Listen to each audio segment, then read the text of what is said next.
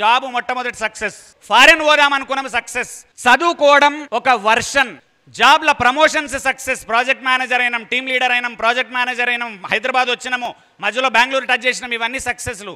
నాకు ఇప్పటికీ గుర్తు, మా నాన్న వాళ్ళు అప్పుడు ల్యాండ్ లైన్ ఉండేది అనుకుంటాను, జాబ్ రాగానే 20 మంది రిలేటివ్స్కి కాల్ కొట్టిండు మా నాన్న. అద్భుతంగా మీ అందరినీ మన్నించే, మీ మన్నలను పొంది అద్భుతంగా మాట్లాడబోతున్న శ్రీపాదరామ్ గారిని పిలవబోతున్నాను. గుడ్ ఈవినింగ్ అందరికీ. ఇంపాక్ట్కి గట్టిగా చప్పట్లు. నా ట్రైనింగ్ పిచ్చి పిచ్చిగా నచ్చేటోళ్ళు ఇంపాక్ట్కు పొట్టు పొట్టు చప్పట్లు కొట్టాలి. So let start. వాగర్ధావివ సంప్రోక్తౌ వాగర్ధ ప్రతిపత్తయే జగతః పితరౌ వందే పార్వతీ పరమేశ్వరౌ. భగవంతునికి, తల్లిదండ్రులకు, గురువులకు పాదాభివందనాలు.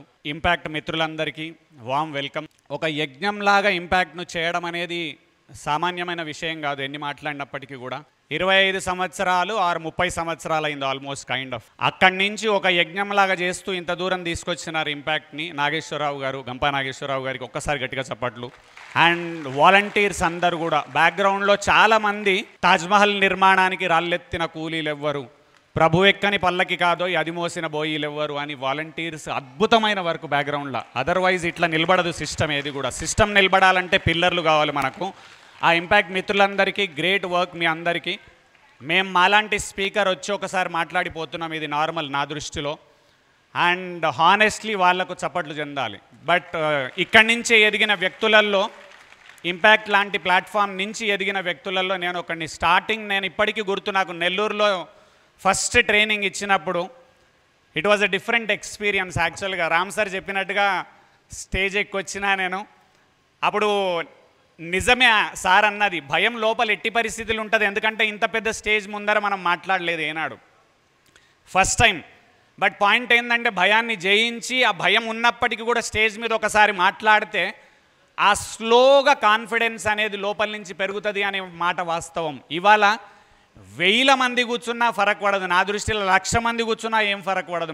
ఎంతే మాట్లాడుతాం వెళ్ళిపోతాం. అది కాన్ఫిడెన్స్. అక్కడి నుంచి ఇంత దూరం వచ్చిన వ్యవస్థలో ఉన్న అద్భుతమైన స్లోగా లోపల నుంచి కాన్ఫిడెన్స్ పెరుగుతూ వస్తుంది. తర్వాత ఇది నార్మల్ అయిపోతుంది స్టేజ్. ఇది అంటే స్టేజ్ అద్భుతమైందే, కానీ కాన్ఫిడెన్స్ వల్ల ఎంతమంది ముందరైనా మాట్లాడే శక్తి ఇస్తుంది కాన్ఫిడెన్స్.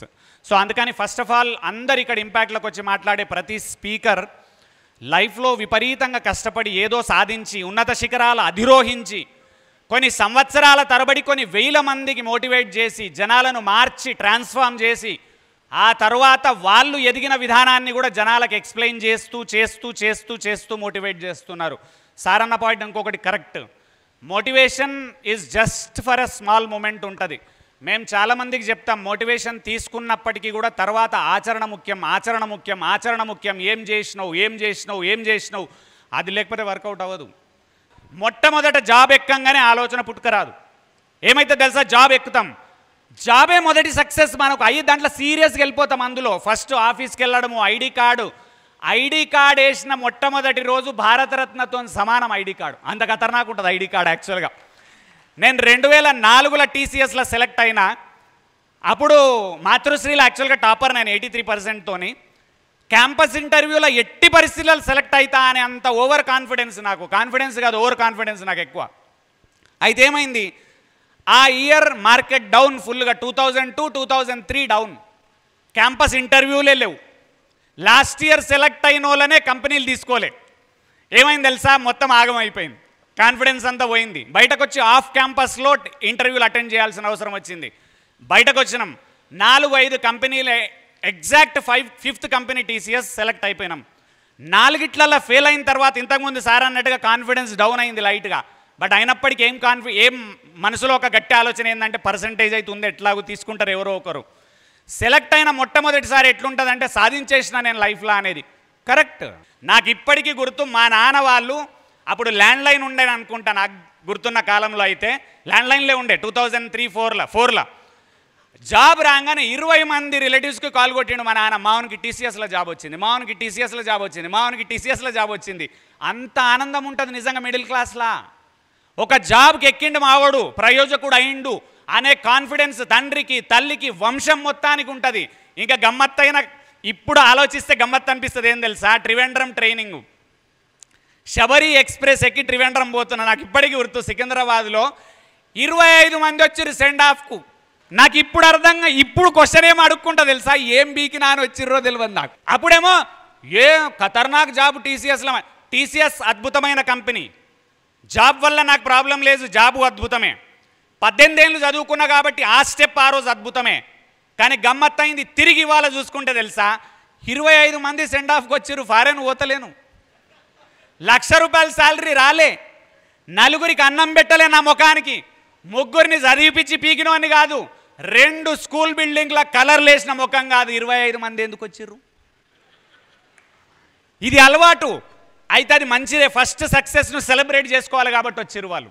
మా పిన్నిలు, బాబాయిలు, అత్తలు, మామలు అందరూ వచ్చినారు. And that was memorable moment. ఇప్పటికీ నా కళ్ళల్లో తిరుగుతుంది. 25 మంది సెండ్ ఆఫ్ ఇస్తుంటే ఆ ట్రైన్ ఎక్కి సికింద్రాబాద్ నుంచి వెళ్ళిపోయిన ట్రివెండ్రంకి. అది ఫెంటాస్టిక్, ఖతర్నాక్. కానీ డౌన్ ద లైన్ 2 ఇయర్స్ దాటిన తర్వాత 2.5 ఇయర్స్ బాంబేలో పోస్టింగ్ అయింది. 2.5 ఇయర్స్ కాగానే బాంబే నుంచి ఆమ్స్టర్డామ్ పోయినా, పిచ్చి ఫారెన్ పోవాలి, ఫారెన్ తలిగింది, ఆమ్స్టర్డామ్ పోయినా, యూరోప్ అంతా తిరిగినాము. యూరోప్ తిరిగి నాకు ఏమనిపించింది తెలుసా, ఫారెన్ పోవాలి పిచ్చిలో వచ్చినా కానీ ఇక్కడ ఏం లేదు,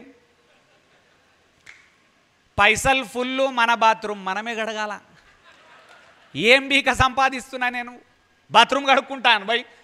మాకు ఫ్రిడ్జ్కి అతికించుకున్నాం 4 ఫ్రెండ్స్. ఏంది తెలుసా, ఇవాళ వంటెవడు వండాలి, గిన్నెలు ఎవడు దోమాలి, వారం ఇల్లు ఎవడు క్లీన్ చేయాలి, ఈ వారం బాత్రూమ్ ఎవడు క్లీన్ చేయాలి, టైం టేబుల్ ఫ్రిడ్జ్కి అతికిచ్చింది మాది ఖతర్నాక్గా. నాకు అర్థమైంది ఇది కాదు సక్సెస్ అంటే. మనం చూడాల్సినవి చూసినాం, వ్యవస్థ అర్థమైంది.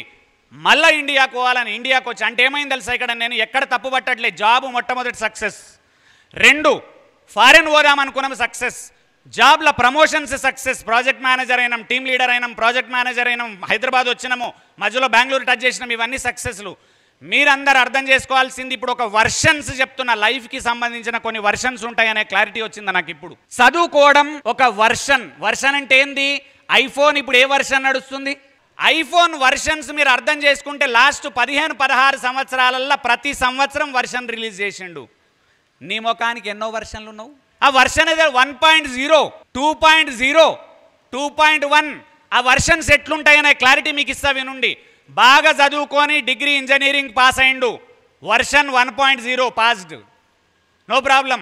10th పాస్ అయిండు 1.0, 12th పాస్ అయిండు 1.1, ఇంజనీరింగ్ పాస్ అయిండు 1.2, జాబ్ ఎక్కిండు 2.0, పెళ్ళి అయింది, ఏడవద్దు కాబట్టి నంబర్ రాసుకోండి 3.0, ఎందుకంటే మరీ 1ల చంపేస్తే ఆగమవుతారు మీరు అందరూ.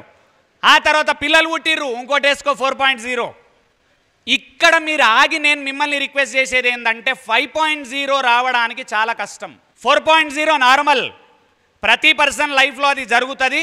And at the same time job రాని వాళ్ళు చాలామంది ఉన్నారు, చదువుకోని వాళ్ళు చాలామంది ఉన్నారు. వాళ్ళందరి ముందర మీరు అద్భుతమే, దాంట్లో నాకు ఎట్లాంటి డౌట్ లేదు. యూట్యూబర్స్ అందరికీ చెప్తున్నా, యూట్యూబ్ నుంచి చూసే మిత్రులందరికీ చెప్తున్నా, 1.0 సూపర్. 2.0 జాబ్ల ప్రమోషన్స్ వచ్చినాయి, 3 కాదు, అది 2.1, 2.3, 2.4, 2.5, 2.9. కానీ 3 కాలే, పెళ్ళయింది 3, పిల్లలు పుట్టిరు 4. 5 అనేది చాలా డిఫికల్ట్ వర్షన్ యాక్చువల్గా, మన లైఫ్లలో అది అచీవ్ అవుతలేము యాక్చువల్గా. సో దాన్ని 5th వర్షన్ను నేనేం రిక్వెస్ట్ చేస్తున్నా మీ అందరికీ, జాబ్ కాకుండా లైఫ్లో ఏమన్నా చేయాలనే ఆలోచన రావడం 4th కు 5th కు మధ్యలో స్టార్టింగ్ స్టేజ్. అది యాక్చువల్గా చాలామంది యువతకి ఇప్పుడు వస్తుంది యాక్చువల్గా, అది పవర్ఫుల్ స్టేజ్ అది. అండ్ వర్షన్ ఖతర్నాక్ కానీ అందరికీ తెలియని విషయం ఏం తెలుసా, ఎట్లా దాన్ని అచీవ్ కావన్నో తెలియదు అందరికీ. మొట్టమొదటి రిక్వెస్ట్ ఏం చేస్తున్నా, ఆలోచన రావడం సూపర్. 2 ఆలోచన ఒకసారి వచ్చిపోతే వర్కౌట్ కాదు, ఆలోచన రోజు తీసుకురావాలి, నువ్వు తీసుకురావాలి. ఏమన్నా చేయాలని ఆలోచన నువ్వు రెగ్యులర్ తెచ్చుకోవాలి.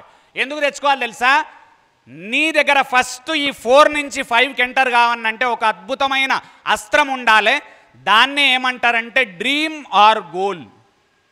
డ్రీమ్ అన్న గోల్ అన్న ఉంటే ఏమవుతుంది తెలుసా, నీకు డ్రీమ్ ఉంటే యాక్చువల్గా గంపసారి చాలాసార్లు చెప్తారు, నీకు గోల్ ఉంటే నువ్వు నీ గోల్ కోసం కష్టపడతావు, నీకు గోల్ లేకపోతే వేరే వాళ్ళ గోల్ కోసం వర్క్ చేయబడతావు ఆర్ వాడబడతావు యాక్చువల్గా.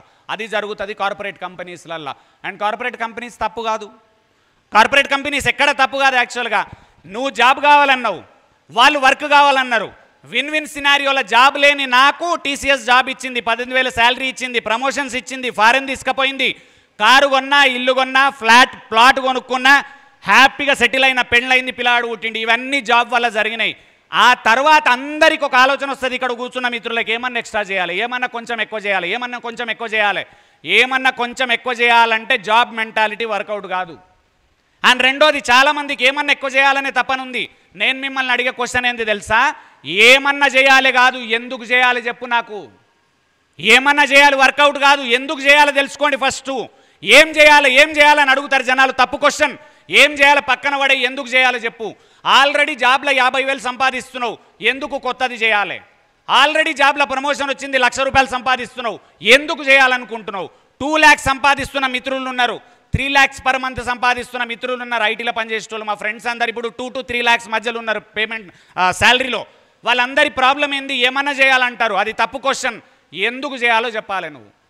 అక్కడ వాట్ కాకుండా వై మీద ఫోకస్ పెట్టాలి. ఇది ఎవరు నేర్పలే మనకి ఎడ్యుకేషన్ సిస్టంలో.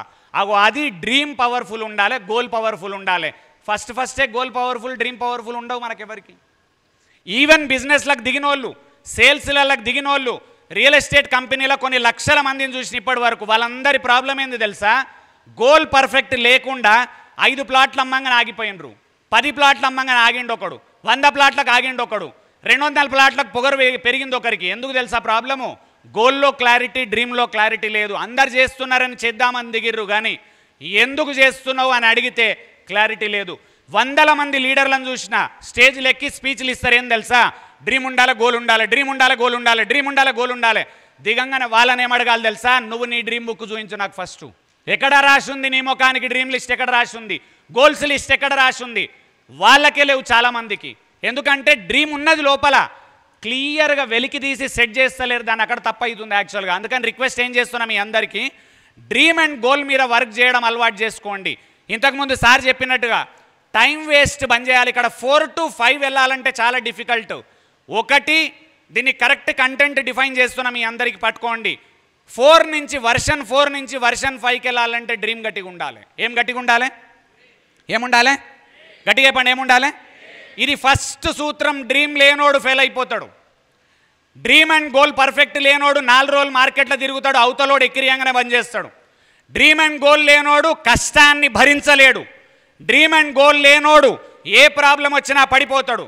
కరోనా వచ్చినా బిజినెస్ వెళ్ళిపోయి పారిపోతాడు, సేల్స్ కాకున్నా పారిపోతాడు, లీడర్ తిట్టినా పారిపోతాడు, అవతలోడు ఎక్కిరించినా పారిపోతాడు. ఎందుకంటే వేరేని కోసం వర్క్ చేస్తున్నావు కాబట్టి నువ్వు గట్టిగా లేవు, పునాదులు స్ట్రాంగ్ లేవు. డ్రీమ్ అండ్ గోల్ ఉన్నోడు పునాదులు పర్ఫెక్ట్ ఉంటాయి. నువ్వు ఎక్కిరిచ్చినావోను, తిట్టినావోను, కష్టం వచ్చినావోను, ఎందుకంటే తొక్క నీ కోసం పనిచేస్తలేను, నా డ్రీమ్ అండ్ గోల్ కోసం పనిచేస్తున్నా కాబట్టి నేను పోను ఇక్కడి నుంచి. ఎక్కిరిస్తావు, ఎక్కిరి, పీకేదేం లేదు. నువ్వు నవ్వుతావు, నవ్వు, పీకేదేం లేదు. నా డ్రీమ్ అండ్ గోల్ కోసం నేను వర్క్ చేస్తున్నా. పైసలు వస్తే నీకు రూపాయి ఇయ్యా, నువ్వు ఎక్కిరిస్తే కింద వడా, లక్షలు వస్తే రెచ్చిపోను. నా డ్రీమ్ గోల్ కోసం పనిచేస్తున్నా నేను అనే క్లారిటీ జనాలకు ఉన్నోడు ఎవ్వడు వడడు. డ్రీమ్ అండ్ గోల్స్ ఏంటి తెలుసా? మన రూట్స్ పర్ఫెక్ట్ ఉన్నోడు ఖతర్నాక్ అవుతాడు. రూట్స్ పర్ఫెక్ట్ లేనోన్ని పీక్ అవతల వారేయొచ్చు. సొసైటీ ఎందుకు పీక్ అవతల వారేస్తుంది తెలుసా? నీ తొక్క రూట్స్ చక్కగా లేవు నీకు, అందుకే వాడు వచ్చి పీకి అవతల వారేస్తాడు. వాడు ఎట్లా వాడేస్తాడు పీకి? వాడు వీకెంత దమ్ముందా వానికి? నీది ఖతర్నాక్ రూట్స్ ఉంటే ట్రై చేస్తాడు, పీకలేడు, అర్థం చేసుకుంటాడు, వీడిని పీకితే పోడు అని అర్థం చేసుకొని వాడు వెళ్ళిపోతాడు, వాడు వీక్తాడు అక్కడి నుంచి. అంత పవర్ఫుల్ డ్రీమ్ ఎత్తుక్కో. రాత్రుళ్ళు కూర్చోవాలి, స్నానాలు చేసి నిద్ర లేని రాత్రులు కూర్చొని నాకేం కావాలి, నేనేం చేయాలి, నాకేం కావాలి, నేనేం చేయాలి, నాకేం కావాలి. అది దొరికినోన్ని ఎవ్వడేం బీకలేడు, అది దొరకనోనికి భగవంతుడు కూడా హెల్ప్ చేయలేడు.